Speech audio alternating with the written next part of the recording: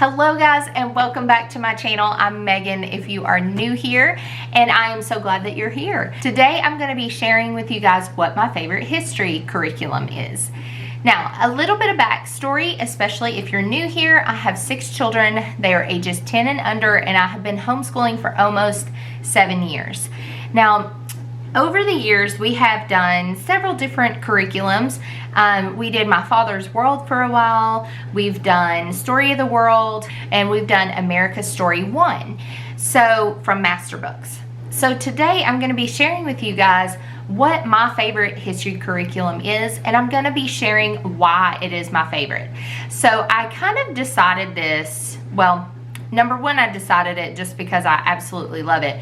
But I'm going to give you my 3 main reasons as to why, and then I will tell you which curriculum is my favorite. So the first thing is on how versatile it is. The second thing is how adaptable it is. And the third thing is how flexible it is. And I'll go more into detail on each one of those 3 things once I reveal to you what my favorite history curriculum is. Here's the big reveal. My favorite history curriculum is Story of the World.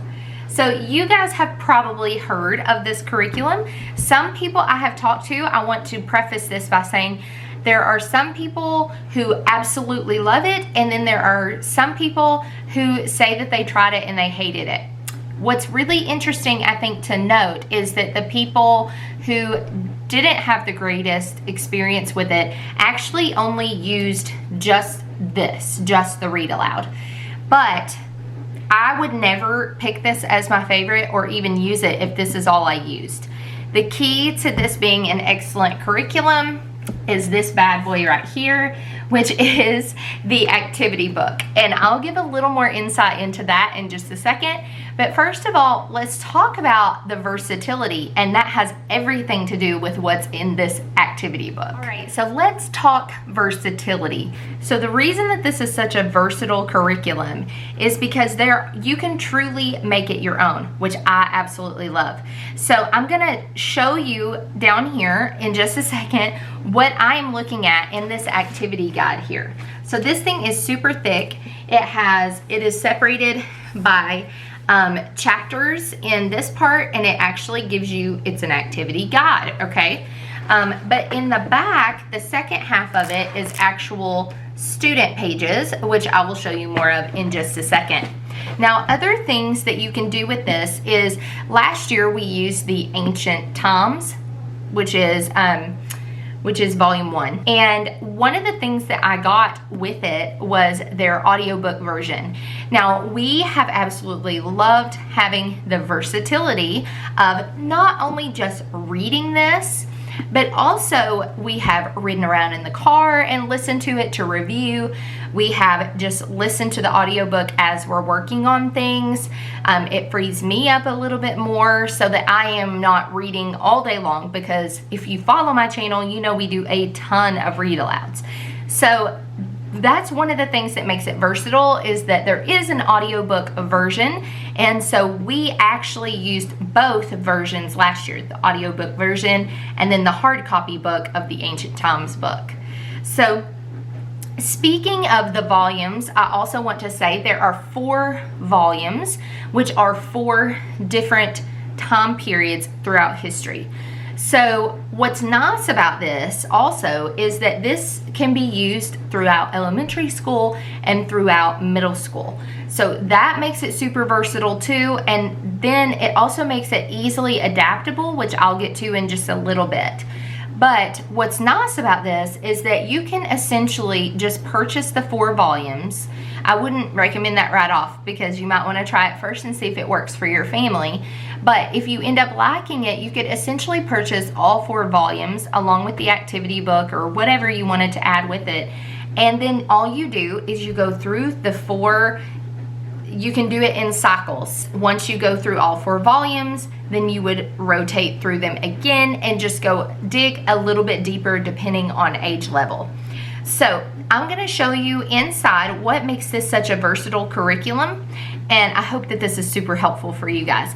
And also, if you are not subscribed, I would love if you would click that subscribe button down below and that notification bell so that you know when there's new videos. So let's get to the inside look of the activity book. Okay, so this is the activity book here. So I'm going to be looking at chapter 3. So first of all, let's go in here and let's find chapter 3 in here. So Story of the World is exactly as it says. It is world history written in story form.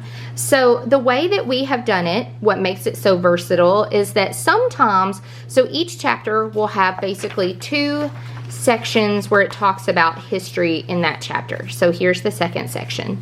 Now what we have done is that one day we would focus on the first part, and then another day we would focus on the next part. So you can essentially just do 1 chapter a week and just focus on 2 days of history. You can break it up into 5 days a week by doing a little here, a little there. It's very versatile in that way. It does not have a layout of what is completed on each day. That's why I actually really like this, because I like the versatility of making it what we need it. And that's the thing, guys. You want to make your curriculum work for you, not you work for your curriculum. So this would be chapter 3. Now, if we were reading this portion of chapter 3, what I would do is right here, there is an encyclopedia cross-reference section. So let's see if you can see it better. There you go. So these are abbreviations for, like, this is the Usborne Book of World History, which is what we use for our cross-referencing encyclopedia. What's nice is it gives you exact page numbers for where you can find this. So I think this is the Kingfisher. I can't remember right off the top of my head, but it tells in the front of the book what each one of those abbreviations is. But that's super nice in my opinion, because right here it tells you the exact page numbers. So a lot of times what we'll do is I will take those page numbers right there, and during morning basket time I actually introduce whatever we're going to be talking about just by reading that section of the encyclopedia. So the next thing that you have is there are review questions for this section of the chapter, James and His Enemies. And you do not have to do all of the review questions. You could just ask a few, and you can choose some that are age appropriate for your kids. So if you have older kids, then you might want to choose some questions that are a little more advanced to answer. And if you have younger kids, then you can choose some of the easier ones. Because my kids are mixed in age, they are kindergarten, 1st, 3rd, and 5th. I like to do a mixture of questions. The next thing is that if you like to do narration, it gives you the option to do narration exercises and gives you examples of what that might sound like. This is the second part of the chapter. It does the same thing, gives you a look at all of the same type of exercises. Now, what I love about this curriculum is that for each chapter of this, it has additional history reading.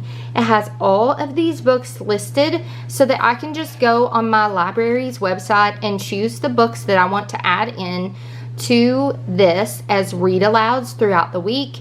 And that's why we only do this 2 days a week, where we actually use this and do the activities. But the additional reading is what I do throughout the week, just to reinforce what we've been learning. And then there are corresponding literature suggestions, which this is normally your chapter books. Like Blood on the River, we actually read this one when we were studying Jamestown with my older boys. So I love that. Love that it gives that. And that's what I love about the versatility of this, is if you don't want to do this, you don't have to. If you do, it's here, and all of these resources are already here for you. The next thing it has is it refers to map work. So Britain and Jamestown, it tells you it's student page 8, and then it also has the answer keys for it. So what you would do is you would go back here find student page 8.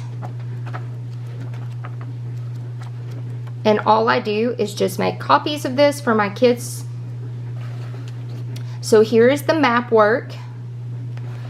And so once they have their copy of that map, then you read off this. King James, world in Scotland. Trace the border of Scotland in purple, then shade the whole country lightly in purple. Now, my younger kids obviously may struggle with this a little bit. Not really struggle, but they may need more direction, the younger ones. So for that, I just kind of help them along. I sit beside them, help them along, and they do wonderful, and they actually get a lot out of it. You may not feel like they get a lot, but just the exposure to this in itself is huge for them. So then it also has a coloring page. Now, sometimes we will use the coloring pages, which is right here.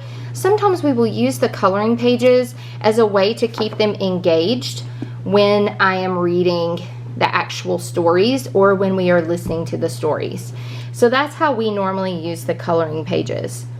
Then the next thing is there is a section of projects. I love this. Now, we do not always do projects for every chapter. In fact, we actually don't even do projects that often. But when I want to look for projects to add in, it's really nice that it gives several projects to choose from. So, and again, they are leveled. You can choose one that's age appropriate for your kids.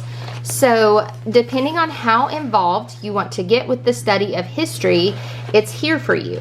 So that is just an example of how versatile this is and just an inside look. So here are some of the other student pages.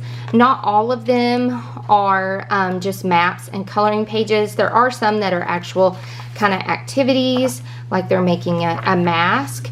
This is the medal of the Order of the Black Eagle and the Persian flag. There's several options that you can do as student activities.